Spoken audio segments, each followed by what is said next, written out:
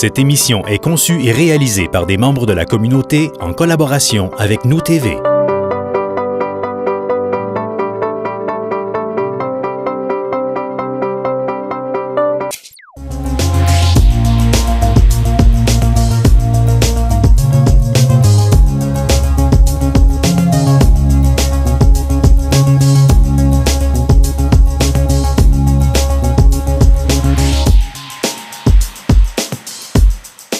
Bonjour, bienvenue à votre capsule financière. Aujourd'hui, on parle de rentrée d'argent inattendue avec notre conseiller en placement, Sylvain Marleau. Bonjour, Sylvain. Bonjour, Geneviève. Sylvain, est-ce qu'il t'arrive souvent de recevoir des clients qui arrivent avec une grosse somme d'argent, là, que c'était inattendu puis qui ne savent pas trop quoi faire avec ça?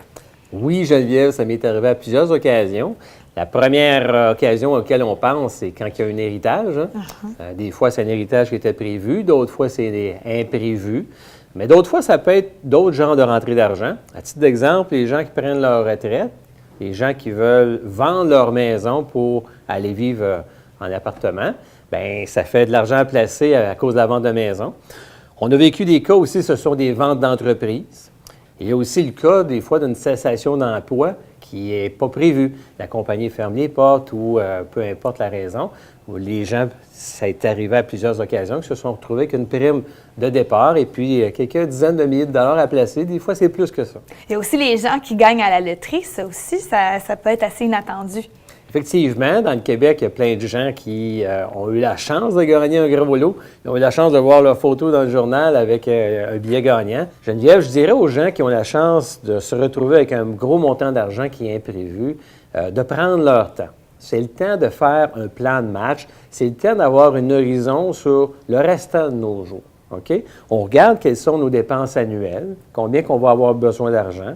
On regarde quels sont nos projets futurs. Est-ce que vous voulez vous acheter une voiture plus dispendieuse? Est-ce que vous voulez vous acheter une maison? Est-ce que vous voulez arrêter de travailler? Quels sont vos plans de retraite? Quels sont vos plans pour les 30 prochaines années? C'est sûrement pas le temps, lors de l'entrée d'argent, de tout de suite dire à son patron « Bye bye, moi j'arrête de travailler ». Il faut regarder les choses d'une perspective à long terme. J'imagine qu'il faut calculer combien d'argent ça nous prend pour vivre jusqu'à la fin de notre vie, là. Écoutez, c'est sûr qu'il faut avoir un plan de match. Comme on disait tantôt, à titre d'exemple, là, les gens chanceux qui pourraient se retrouver avec une rentrée d'argent d'1 million de dollars. Ça paraît beaucoup, mais aujourd'hui, là, en 2018, c'est pas tant que ça. Je m'explique. Vous recevez 1 million de dollars, puis vous avez l'intention de dépenser 100 000 dollars par année. Bon, bien, si vous placez votre million de dollars à 5 par année, ça veut dire que ça rapporte 50 000, vous avez de l'impôt à payer, il vous reste peut-être 30 000 dollars par année net. Donc, vous allez devoir piger dans votre capital 70 000 dollars par année si vous n'avez pas d'autres entrées d'argent, si vous n'avez pas d'emploi, vous n'avez pas de revenus de retraite. Alors, si vous pigez dans votre capital 70 000 par année, bien, vous comprendrez que ça ne t'offre pas 30 ans votre argent, là. Alors, aujourd'hui, 1 million de dollars, c'est beaucoup, mais en même temps, c'est pas tant que ça. C'est vite dépensé. C'est vite dépensé. Il y a finalement très peu de gens qui peuvent hériter d'1 million de dollars puis se dire, moi, je dépense sans trop regarder. Sylvain, tu as justement des statistiques pour nous. Oui, aux États-Unis, il y a eu quelques recherches qui ont été faites sur les gens qui ont gagné des gros montants à la loterie pour voir quel était leur futur. Il y a un organisme nord-américain d'encadrement du secteur de la planification financière qui s'est aperçu là, que, vous savez, aux États-Unis, les lots sont importants. Là. Des fois, comme le jackpot peut rapporter 1 milliard de dollars aux gagnants. Mais il semble qu'environ le tiers, 33 des gens qui vont finir leur vie sans un sou. Imaginez. Geneviève, il y a une étude qui a été faite en 2009 par des chercheurs de 3 universités, les universités de Kentucky, de Pittsburgh et de Vanderbilt. Et ils ont publié une étude sur les conséquences des gains à la loterie. Ils ont regardé pour la période de 1993 à 2002 le comportement de 35 000 personnes de la Floride qui avaient gagné à la loterie. OK. Ils se sont aperçus qu'il y a une personne sur 20 qui avait fait faillite dans les 5 années suivant son gain. C'est beaucoup quand même. C'est beaucoup. Ils se sont aperçus que les gens qui gagnaient 50 000 et plus avaient 50 de chances de plus de déclarer faillite que les gens qui avaient gagné moins d'argent. Est-ce que c'est parce que les gens dépensent mal ou sont mal conseillés? Geneviève, tout revient au plan de match, tout revient à être encadré et aidé, puis avoir une vision réaliste des choses. À titre d'exemple, là, on peut nommer plusieurs personnes qui ont été fortunées à un moment dans leur vie, puis qui ont tout perdu. Des grands noms qu'on peut trouver sur le web, tout simplement. Là. À titre d'exemple, là, Marion Jones, qui est une championne d'athlétisme, là, qui a eu certains problèmes avec les produits dopants. Puis bon, ben, écoutez, avec toutes les poursuites qu'elle a eues, etc., bien, écoutez, en 2006, elle s'est fait saisir sa maison de 2,5 millions. Puis elle a dit qu'il lui restait seulement 2 000 dans son compte de banque. Il y a eu, entre autres, un tennisman français qui, lui, M. Lecomte, que finalement, il a perdu la majorité de sa fortune parce qu'il a été conseillé par des conseillers financiers qui n'en étaient pas des vrais. Ensuite de ça, il y a Boris Becker, qui était un champion de tennis bien connu. Et puis, il semble que lui s'est bien amusé dans la vie. Il a eu un divorce très coûteux. Il a fallu qu'il fasse un chèque de 25 millions à son épouse. Et puis, il a eu des revers en affaires. Alors, il semblerait qu'il aurait tout perdu, ce monsieur-là. Il y a Dennis Rodman, qui est un champion du basketball en même temps que Michael Jordan, là. Lui, il n'a pas ménagé sur les folies, puis il se retrouve à 50 ans, puis il ne reste plus un sou. On peut parler de Floyd Landis, qui est un champion cyclisme qui avait gagné le Tour de France. Et puis, quelques jours après l'avoir gagné, il y a eu, malheureusement, il s'est fait prendre avec les produits dopants.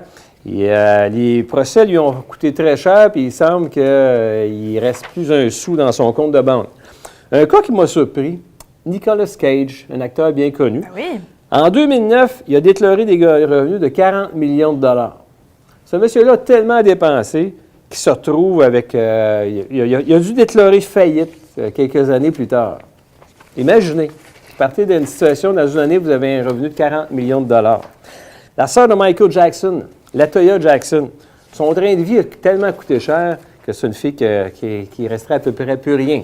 Un nom bien connu aussi, Courtney Love, une actrice avec beaucoup de succès. Il semble qu'elle a pris tellement de substances illicites et a eu tellement d'autres revers qu'elle serait sans dessous aujourd'hui. Geneviève a un cas qui est plutôt humoristique. Un monsieur Whittaker qui a gagné à la loterie 44 millions de dollars. C'est beaucoup. C'est beaucoup d'argent. Ce monsieur-là s'est payé la totale. Entre autres choses, il a perdu un demi-million en se faisant voler son auto, alors qu'il avait caché un demi-million de dollars dans l'auto. Donc, 2 millions de dollars. Quelle idée qu'il a eue. Ensuite de ça, bien, il a perdu le reste de ses gains en futilité puis en procès de tout ça. Donc, quand on regarde ces situations-là, Sylvain, c'est important de se faire un plan de match puis de regarder vers l'avenir, là, parce que des millions de dollars, on voit que c'est facile à dépenser très rapidement. Je répète, il y a très peu de gens, Geneviève, qui peuvent se permettre de ne pas suivre leurs affaires de près. Hériter d'1 million, c'est beaucoup, mais en même temps, ça ne l'est pas tant que ça.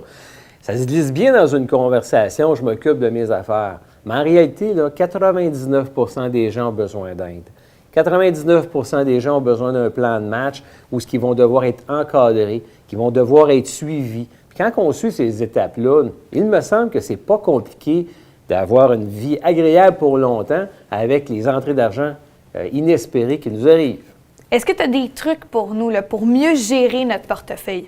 Bien, dans le cadre du sujet d'aujourd'hui, je dirais aux gens, vous savez, on fait de l'argent avec de l'argent. Alors, dépenser de l'argent, là, ça nous empêche de faire de l'argent avec de l'argent. OK? Ensuite de ça, je dirais aux gens, l'argent, là, quand elle est dépensée, elle ne revient pas. C'est une chance unique que les gens ont quand il arrive une entrée d'argent importante qu'ils n'avaient pas prévue. Alors, il faut être bien encadré.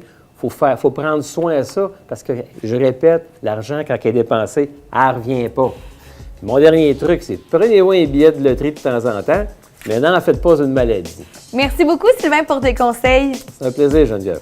On se retrouve pour une prochaine capsule financière. À bientôt.